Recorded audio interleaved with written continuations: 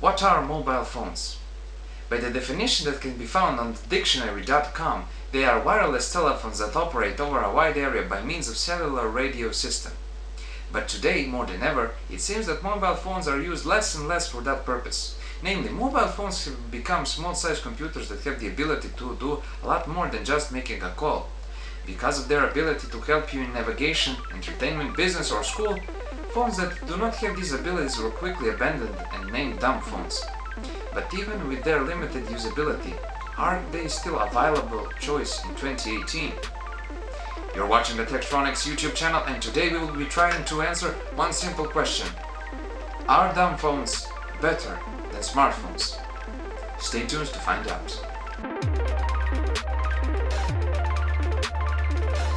Well, the short answer is no. However, they cannot be discarded just like that. Back in their heyday, dumb phones were the pinnacle of technological advancement.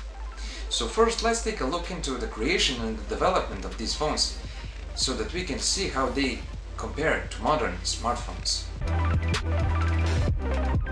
In 1983, Motorola released its first commercial mobile phone, known as the Motorola Dynatec 8000X. The handset offered 30 minutes of talk time, 6 hours of standby, and could store 30 phone numbers. The phone itself weighs around 800 grams, which is really heavy by today's standards. At that time, the only way to have a phone outside your house is to have it in your car, but Dr. Martin Cooper sought out to change that. He believed that the next step in the evolution of communications should be a handheld portable mobile phone.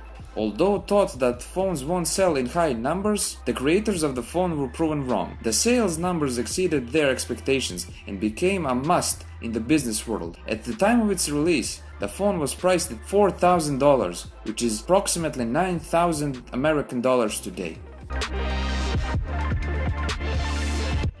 The last decade of the 20th century represented an upward swerve in the design and portability, with mobile devices gradually starting to appear in the hands of the average consumer for the first time. The phone which came to be in this era is the same phone which is regarded to be the best phone of all time, and also that it is indestructible too. Of course, I'm talking about the Nokia 3310. The 3310 is known for having many features that were rare for its time. These include many utilities such as a calculator, Nokia network monitor, stopwatch, and a reminder function. It has 4 games: Paris 2, Space Impact, Bantumi, and a hugely popular Snake 2. The Snake series of games had been popular on Nokia handsets since the late 1990s. The 3310 was popular for SMS text messaging because it allowed long messages 3 times the size of a standard SMS text message, at 460 characters. It also featured threaded SMS writing and SMS chat. The phone also has a voice dialing for the quick dialing of selected numbers. The sale numbers alone showed how successful this phone was. With 126 million sold units, it seems that a lot of people enjoyed using it. That's why in 2017, the new Nokia 3310 was released to the public's overwhelming approval. The last time dumb phones would dominate the market would be just before the first iPhone release. Notable phones include the BlackBerry Curve 8300, the Nokia N95, Samsung Blackjack, Sony Ericsson K800i, and the Motorola RAZR.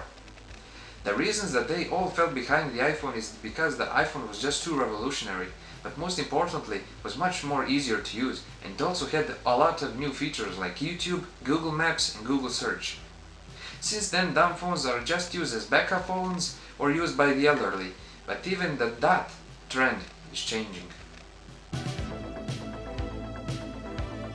When it comes to specs, smartphones are the clear winners.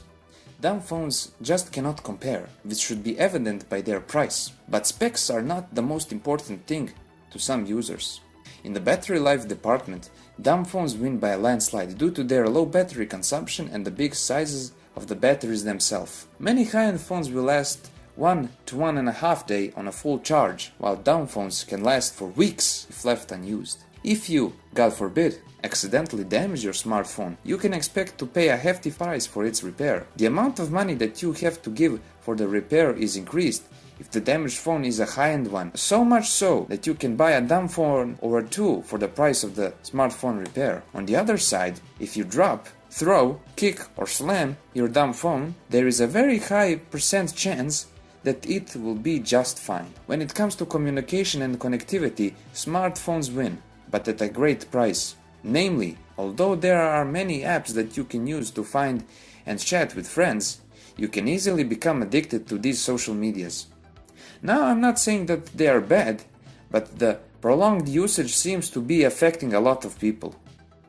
On dumb phones, however, you can just text and make phone calls, and maybe use some social media apps which are ported from Android and iOS, but they are heavily downgraded. In the camera department, smartphones win all day long. The norm today is that smartphones must have dual cameras and whatnot, whereas dumb phones have cameras with low megapixel count. And now we will talk about the most important thing, the price. Is it okay for smartphones to cost $1,000 when they can do the same exact thing that a $10 phone can do? That is a question that you must answer yourself, because only you, the viewer, knows the answer based on your needs and habits. But objectively, dumb phones win in this category. So which one is better? The type of phone that you can use for very basic tasks and communications, or a literal computer in a palm of your hand? We have seen how phones evolved and concluded that phones will always improve, which is a good thing, and to have those phones you will have to pay a high price, which is okay if you enjoy having the latest tech. But if you are a more laid-back person who does not use or care about the internet, maybe you should consider using a dumb phone. But what do you think? Which ones are better? Leave your thoughts and opinions in the comment section below, and remember, stay retro.